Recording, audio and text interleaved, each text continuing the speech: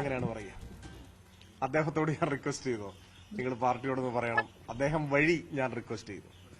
ഞങ്ങളുടെ പാർട്ടിയിലെ രീതികൾ അദ്ദേഹം ഉൾപ്പെടെയുള്ള പലർക്കും അറിയില്ല. അതാണ് പ്രശ്നം. CPIM എങ്ങനെ പ്രവർത്തിക്കുന്നു, എന്താണ് അതിന്റെ ഒരു സംഘടനാ രീതി, ഏതെങ്കിലും ഒരു തെരഞ്ഞെടുപ്പിൽ മത്സരിക്കണമെന്നോ മത്സരിക്കരുതെന്നോ റിക്വസ്റ്റ് ചെയ്യുന്ന രീതിയുണ്ടോ? പ്രശ്നം കോൺഗ്രസ് പോലെയാണ് എല്ലാ പാർട്ടിയും ഒന്ന് ധരിച്ചു പോവുകയാണ്.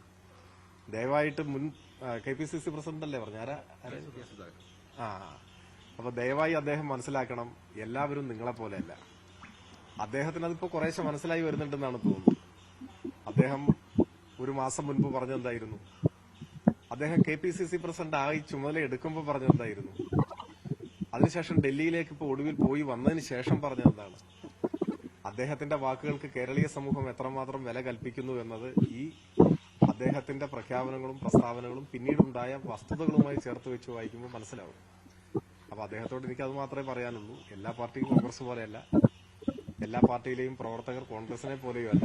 അപ്പോൾ അദ്ദേഹം കഴിയുമെങ്കിൽ ദയവായി CPIMന്റെ രീതികളൊക്കെ മനസ്സിലാക്കാൻ ശ്രമിക്കുക. അപ്പോൾ ഇത്തരം തെറ്റിദ്ധാരണകൾ മാറിക്കിട്ടും. അത്രേ ഉള്ളൂ. ഇന്ന് ഈ കവളപ്പാറ ദുരന്തമുണ്ടായ സമയത്തൊന്നും അങ്ങേ കണ്ടില്ല എന്നുള്ള വലിയ ആക്ഷേപം വരുന്നുണ്ട്.